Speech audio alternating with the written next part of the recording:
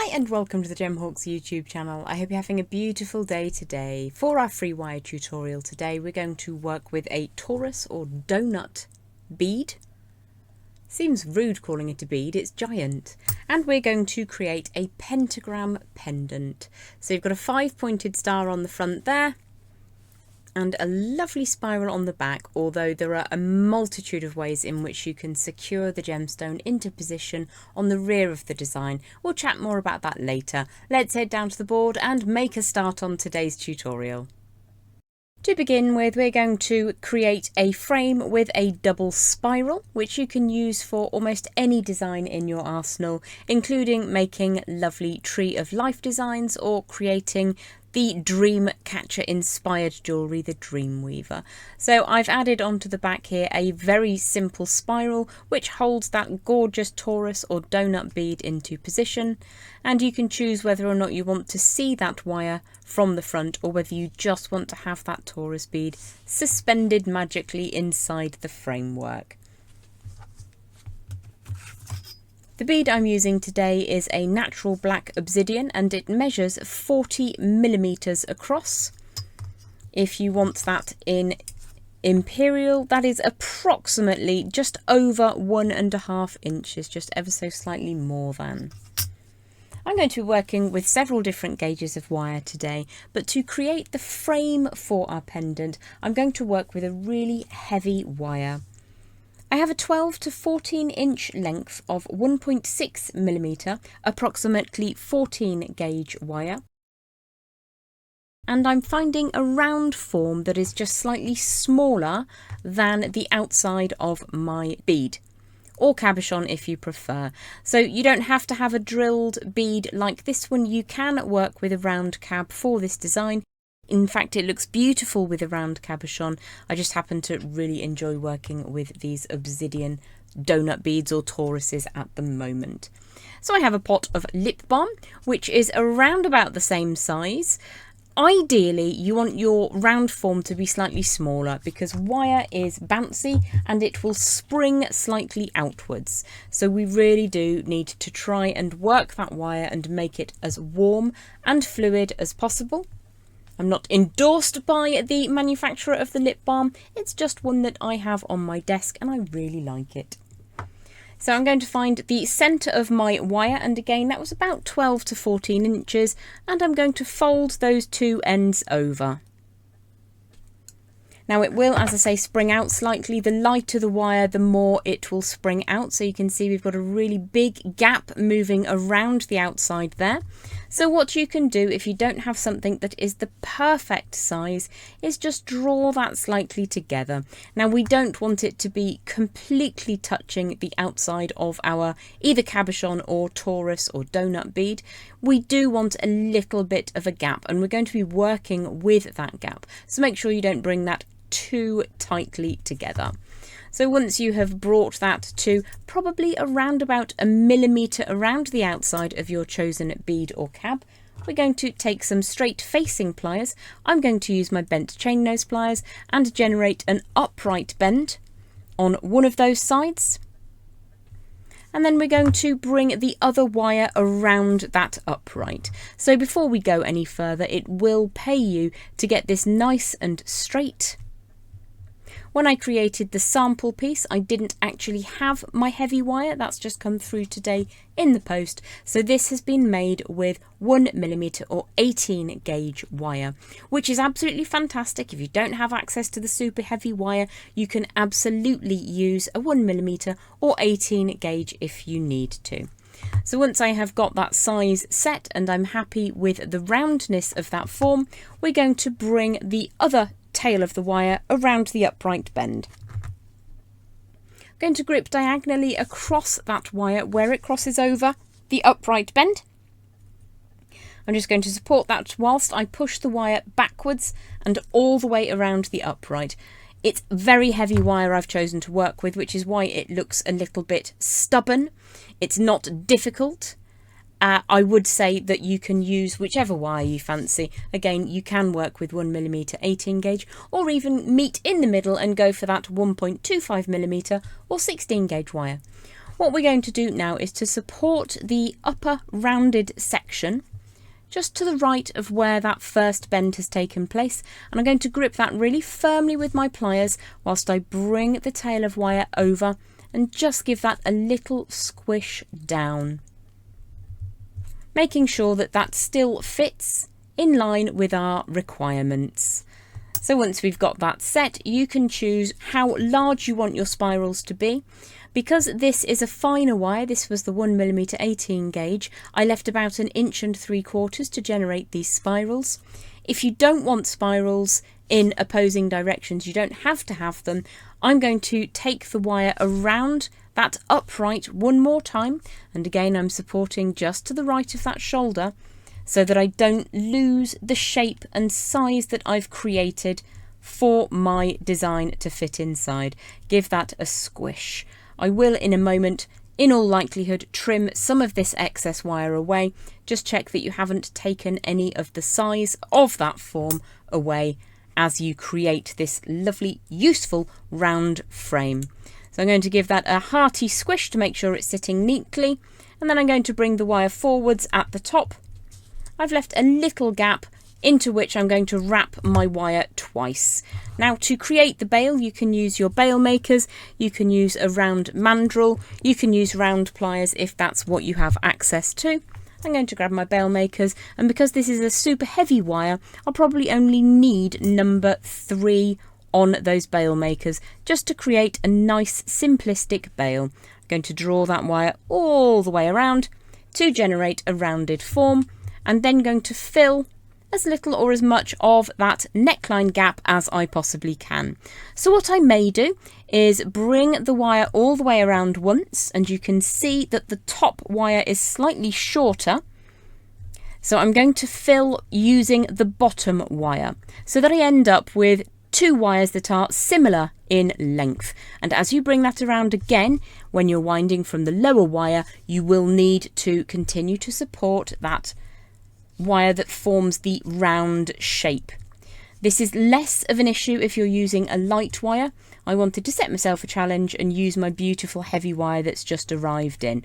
So I'm going to give that a squish to make them both sit exactly where I want them to, making sure that your bail is nice and round, and then you can ensure that all of those wraps are neat and tidy. Easier with a lighter wire indeed. Give that a squish, and again check that you haven't shrunk that down too much. If you have shrunk it down, I guess you got a lovely frame to create a beautiful pendant with of another design. I tend to not worry about things so much these days.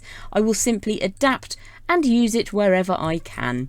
So in order to create those opposing spirals on the round form, the first thing I'm going to do is to ensure that my 2 wires are the same length. Just putting my finger over the end, I'm not touching the cutters, and that's just so that I can trim these to exactly the same length and control that wire from spinning off into infinity, or worse still, my eyeball. So in order to generate this frame with those 2 opposing spirals, what I'm going to do is separate the wires out slightly. The wire that is closer to the round frame, I'm going to bring it downwards, and I'm using my memory wire finishing pliers. You could use a round form round pliers or your bail makers. The wire that is closer to the bail itself, I'm going to rotate around that small 2mm pin again on my memory wire finishing pliers. Draw that around in a circular form to generate these 2 opposing spirals. Once I've got the spirals going, I'm going to switch to my flat facing pliers and bring those 2 spirals to the centre of that bail. And again, I'm working with 1.6mm, which is I think 14 gauge wire approximately, so it looks a little bit tougher than it actually needs to be. And then I'm going to push that backwards over that bail. So I've now got myself a lovely frame with those 2 opposing spirals. I had a question a couple of weeks ago on my YouTube channel asking me to show how to make this, so I thought I would include it in today's Pentagram Torus pendant so that you get a 2-in-1 tutorial. Once that's all the way home, I'm going to leave that spiral sticking up The reason I'm going to do that is because once we sit our pentagram into position, it'll be much easier to have this out of the way. So I'm just going to bring that forwards and up out of the way. So that's the first stage on today's tutorial, is to generate that double opposing spiral round frame. So if that looked like heavy work, it's because the wire I'm using is incredibly heavy. You can make your life significantly easier by using 1mm 18 gauge or going for the middle point, which is 1.25mm, approximately 16 gauge. You don't need to go the full heavyweight wire routine if you don't want to, but I thought it would be nice to just experiment a little bit, and I've got the new wire in, so it's worth a shot. Let's head back down now and we'll work on creating our pentagram or 5-pointed star if you prefer. The Torus or donut bead that I am using is a little larger than 1.5 inches, or just around 40mm. So you will need to adjust your sizes slightly to fit. What I'm going to do is to start with an 18 gauge or 1mm piece of wire. This is around about 12 inches in length. I'm just going to give that a quick warm and smooth through. And then I'm going to just flush cut that end. We will most likely be trimming that away anyway, but it's a good place to start. So because my Torus bead, or cabochon if you're preferring to use a cab, is around 40mm, I'm going to be working to a 45mm side for my 5-pointed star.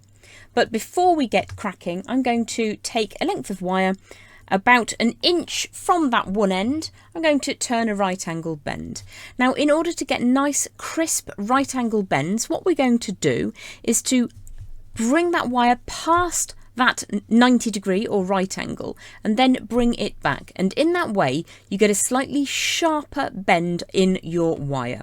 So what we're going to do now is to create 5 sections of wire which are each 45mm in length, and that's because my Torus or donut bead is around 40mm, so I'm adding a little distance to that.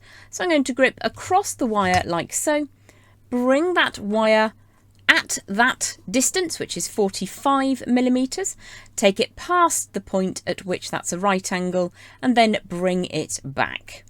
So I'm actually going to open these out, but I don't know what the angle is. I don't know, I'm not a mathematician. 90 plus 45, 135 degrees, give or take, is what we're going to allow in there. It's just so that we can see what we're doing. So again, I'm going to measure, and I very often don't measure, but today I am. So there's my next 45mm distance. So I'm going to draw that wire past the right angle, bring it back, and then open it out just a little bit more. I'm clenching very firmly with my pliers to make sure that I keep that a nice straight segment of wire. So again, we're going to drop that onto the ruler, 45mm, and you can see there's a variety of ways that you can measure this. I'm popping this on top and then using my thumb as a guide. So I put the pliers into position, and I know that when I bend the wire, that will be at the 45mm mark. Bring that back. I'm going to do it in a couple of stages just to make sure. Another way that you can do this is to offer the end of the wire up to the ruler, and then you can drop your pliers down on top. So there's many ways that you can make that measurement. You could even have a stunt piece of wire, bring that wire all the way round and open it back up. So we've got 1, 2, 3, 4. We need another length of the same distance. Let's just straighten that kink first. Pop the ruler into position, whichever is your preferred way of doing things. Make sure that you've got that repeated distance, that 45mm. Draw that wire past the 90-degree mark or the right angle, and then open it back up. So we've got a stubby bit, 1, 2, 3, 4, 5, and then we're going to cut another stubby bit around about 1 inch in length, so around about 24mm. Keep these pieces of wire coming up on a tutorial very soon. I'll be showing you what to do with all of them. So I have a scrap pot with all of the failed bits, the experimentation, and lots of offcuts that aren't quite the right size. They will always be useful. So let's grab a mini block and a little hammer. I think today we're going to use the nylon hammer. And I'm not going to hammer the angles at all. All I'm doing here is making sure I've got straight lines.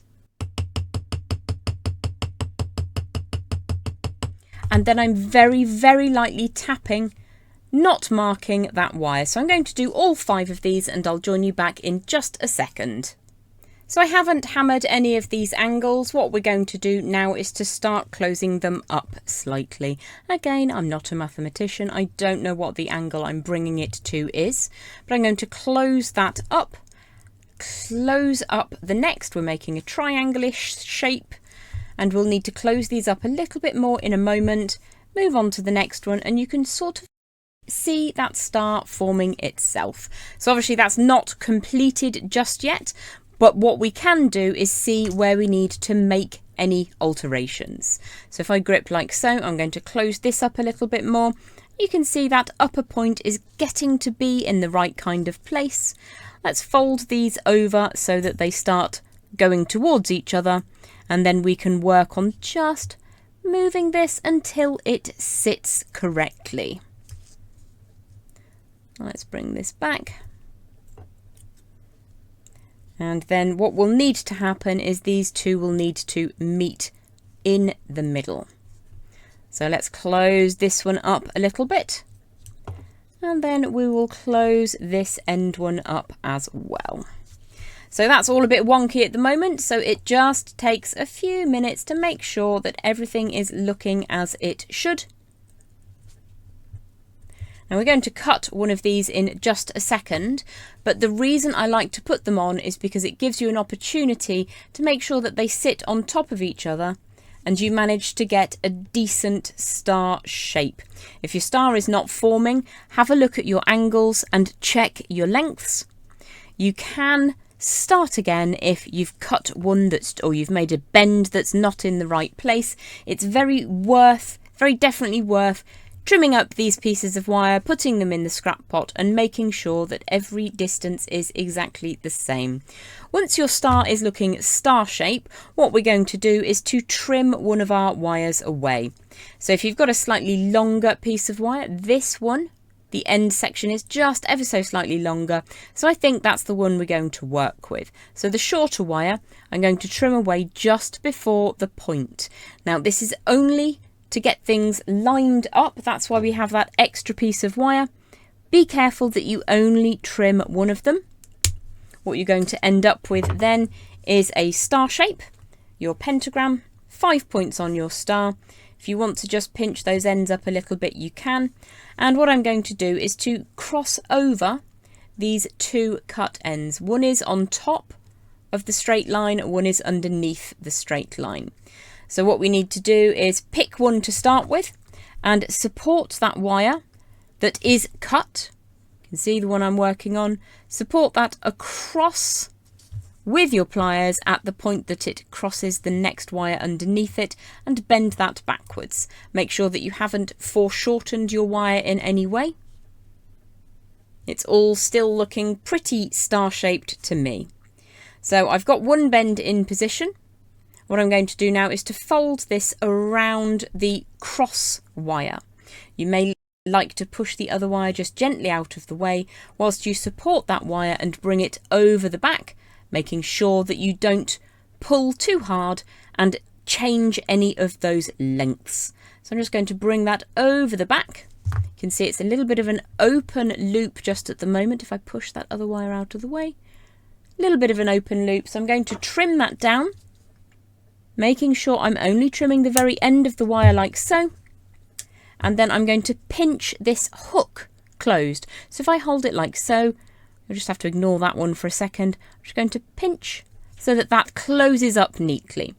We now have a wire moving in the opposite direction and we need to bring that back to where it was before. Make sure that everything is still looking all star-shaped and beautiful. We're going to do the exact same thing, but in the opposite direction. So I need to get my pliers in to hold that last stubby bit of wire. And then I'm going to push that backwards so that it's going to wrap around the same crossbar. Where we wrapped the first one, it's just moving in the opposite direction. So you can pinch very firmly and draw that all the way around. You may need to trim the tiniest little bit off, or it might just be fortuitous happenstance and be the right length. Let's give that a pinch. If I show you that sideways, it's another little hook. I'm just going to pinch that hook into position. I'm going to make sure that both of those hooks are really neat and tidy, like so. And we're going to just offer this over the front of our either cabochon or our lovely Torus donut bead. So just make sure everything is sitting exactly where you want it to. You do have just a tiny bit of flexibility to make sure that that's how you want it to sit. You may have a preferred face too. The next thing we're going to do is to form fit this around our cabochon or Torus just by bending the tips of the star over. So I allowed 45mm for around about a 40mm form. What I'm going to do is grab the last about 2 to 3mm on the points of the stars. And I'm just going to twist so that we get this little bend on the end of each of those star tips or star ends, all the way around, trying to keep them the same as much as possible. And let's pop that over the surface. You may need to just adjust your design slightly. You might even need to just pull that wire around a little bit if it wasn't absolutely perfect. So you can take your time a little bit more than I am today, just to make sure that everything is sitting how it ought to. And then we're going to think about how we will add this onto the frame next. The next thing we're going to do is to add our pentagram or 5-pointed star to that heavy frame that we've created. Now, if you don't have a Torus, a donut or a suitable cabochon, it really looks lovely as it is without the bead. So I'll show you that in just a second. If you're enjoying the content that you're viewing today on YouTube, please do consider subscribing to the channel and liking the video. Don't forget that sharing and hyping really helps me to be seen by the wider YouTube audience. So just offer up your star to the frame and make sure that you're happy with how everything is looking. I've got a piece of scrap out of the scrap pot, and what I'm going to do is to put the top star point just into those twisted sections up at the top of the bail. Whilst I'm holding it there, I'm going to use my scrap wire to just add a little bit of tension to the design. This isn't going to be the final wire I'm using, but what I found when I was developing this design is that things liked to move around. So I'm going to utilise this piece of scrap, which I will remove later and replace with nice wire, just to hold one point to the design. This will enable you to get the trickiest one, which is the top point, into the correct positioning. Now I'm using a slightly heavier fine wire today. This is 0.6mm or 22 gauge, and what I'm going to do is to put this 4-inch length through the top star point,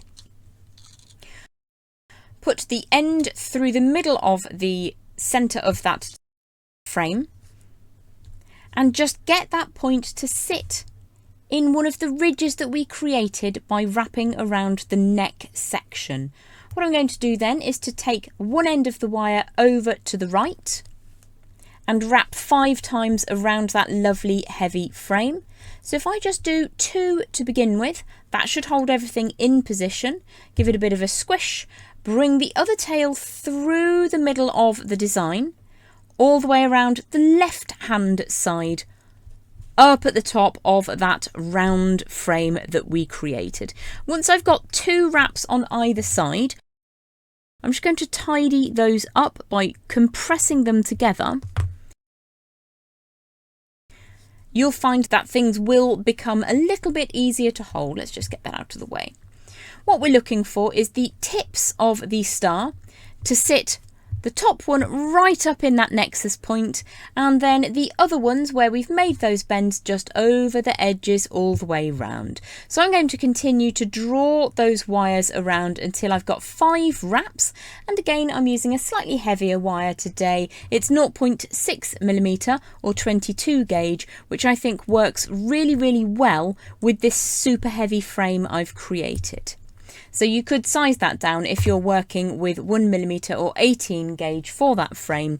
You could use a 0.5 or 24 gauge. I've got my 5 wraps, so I'm just going to trim the excess away and smooth that so that it sits flush against the inside of that frame, making sure there's no sticky outy bits or anything that will catch, keeping the tip of that uppermost point of the star just in the nexus of those wraps. So I'm going to continue all the way around my heavy frame now, adding on 5 wraps either side and 1 wrap to bring the tip around. You may find that things wiggle around a bit until you've got 1 or 2 into position. So I'll meet you back in a second when I've finished wrapping the star to the frame. Full disclosure, I wasn't super delighted with the star shape that I'd made, and as I began adding it to that heavyweight frame, I was looking at it thinking I can do better. So I did. I tried again and I made a much nicer star, which I'm now adding onto that heavyweight frame, and I'll talk you through how to just go through that a little bit further now. I'm using 0.6 or 22 gauge wire, and you'll need 5 short lengths of around about 4 inches each. As you're attaching the star to that heavyweight frame, don't go round from one point to the next point to the next point. It's a process much like changing the bolts on your own wheel. If you have to change a wheel, then you would go from the top, then I would go bottom right, top left, over to top right, and then down to bottom left.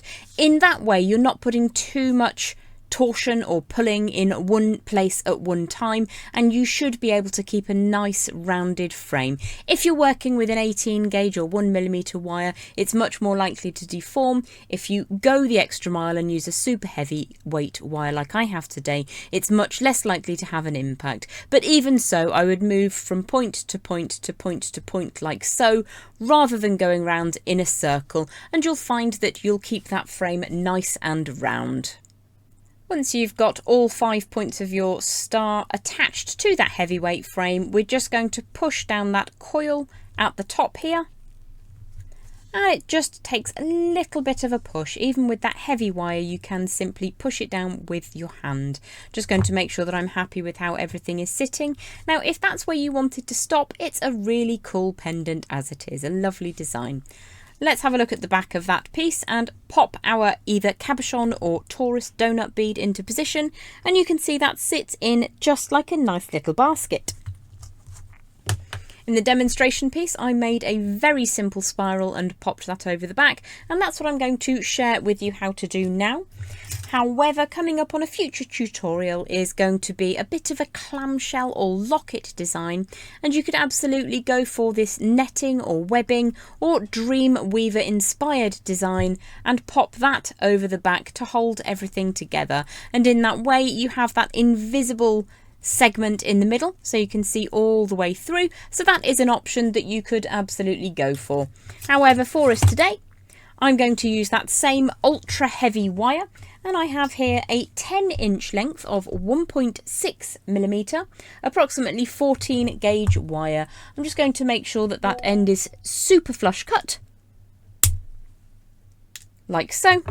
And then I'm going to grab in a rounded form to ensure that I can start a smooth spiral.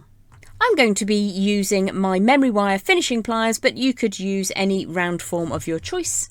I'm going to start by gripping the large side on those pliers, which is a 4mm pin. You could use your bail makers or any other rounded device that you have. Now, I'm not going to make this super tiny in the middle because I want to have that spot in the center to be free of any wire. So it's a little bit close on this piece, but I can prise that out in a moment. If you have a look, you can just about see that coil of wire. So I will simply open that out when I've got both hands free in a moment. However, I'm going to go for quite an open center to this spiral. Now, I didn't warm this wire through first, which is why it's being a little awkward. So let's give that a little bit of a smooth and a warm through. It's still quite warm for England anyway, so I just want to make sure that that's not too tight in the middle. So I'm just going to manually open that out slightly and then start spiraling around. There are a number of techniques that you can use to secure this cabochon or Torus donut bead into position, whichever one makes you happy. I'm going to show you this open spiral design for today. Now, once that wire has been warmed, it's a little bit more tractable and I'm able to just start spiraling that around.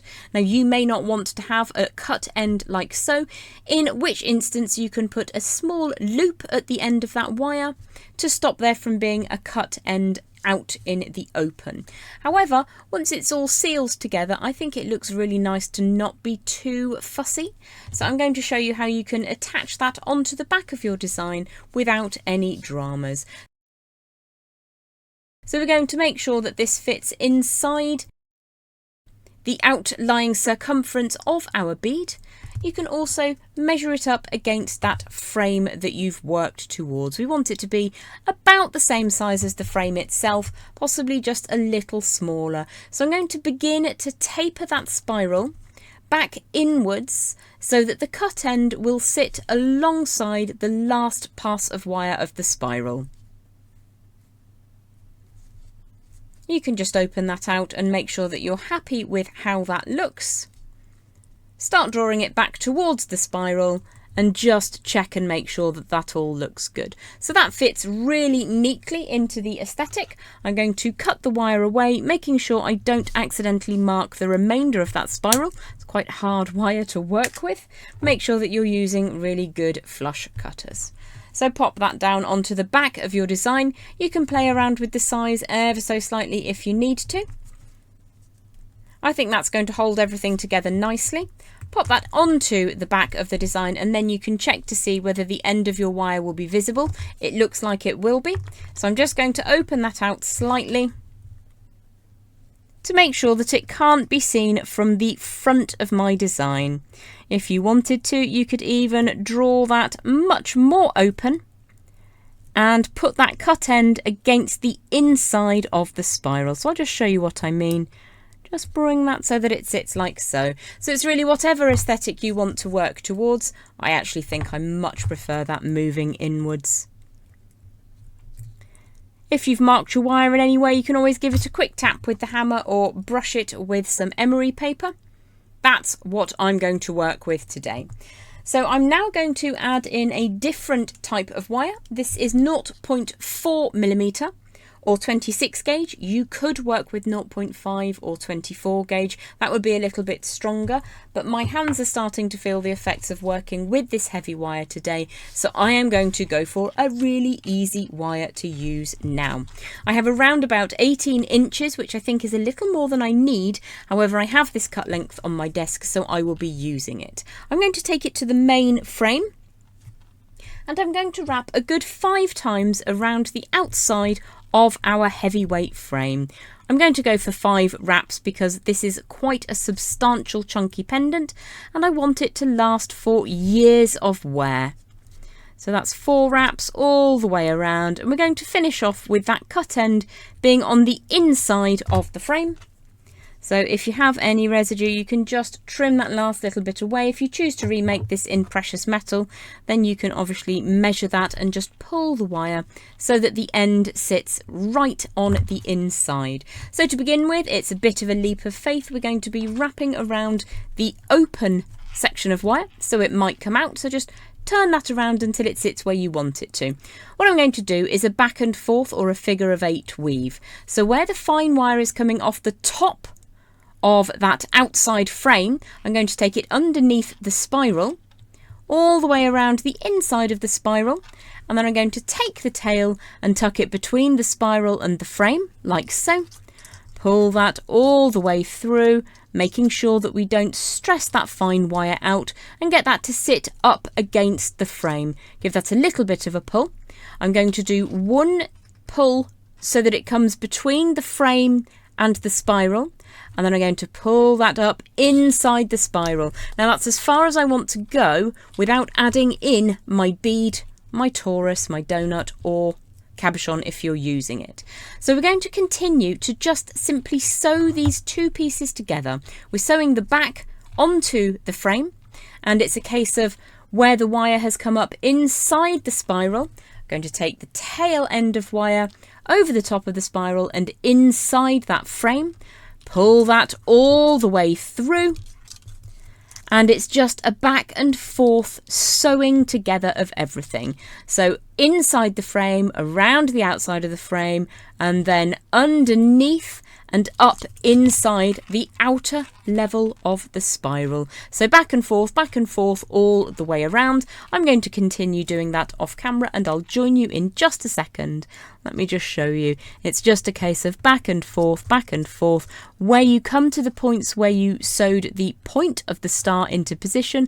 Just do a nice wide stitch all the way around, and then inside that spiral, around the spiral wire, and then back to the frame. It's really a very simple, easy and quick process.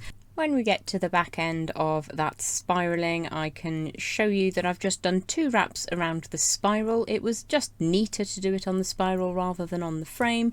So as long as you're going to end up with the same number of wraps, and we started with 5 wraps, if you struggle to get your wire into any little gaps, then make a little bit of a bend on the end and treat it like a needle. So we can push that all the way through, draw the wire through and get 5 really neat wraps. So I'm going to repeat that manoeuvre a couple more times and then trim that wire away. So just pushing that down in between the frame and the spiral section. Make sure that they don't overlap each other. That's 4 wraps now. So I'm going to finish with 1 more. Again, just making a little bit of a hook gives your wire some guidance of where you want it to go. Push that down in between. If it struggles, then you can always just take a little bit longer than I am right now to make that go where you need to. Good light is really sensible, as are having the right glasses on if you need them. So we're going to bring that all the way around, just pushing that into position, making sure those wires don't cross over. You can either wiggle the wire to get it to finish, or what I'm going to do is just pull that through, get that really nice and neat and tidy, and you are golden. You may find that you need to just ensure that those angles are all absolutely perfect. And there you have your finished design. Your pentagram, torus or donut bead is captured with a spiral on the back and that 5-pointed star on the front. I hope that you've enjoyed today's masterclass project, and I look forward to seeing you back here on the Gem Hawks YouTube channel very soon. Don't forget to like, subscribe, share and hype, and I will catch you up next week. Bye bye.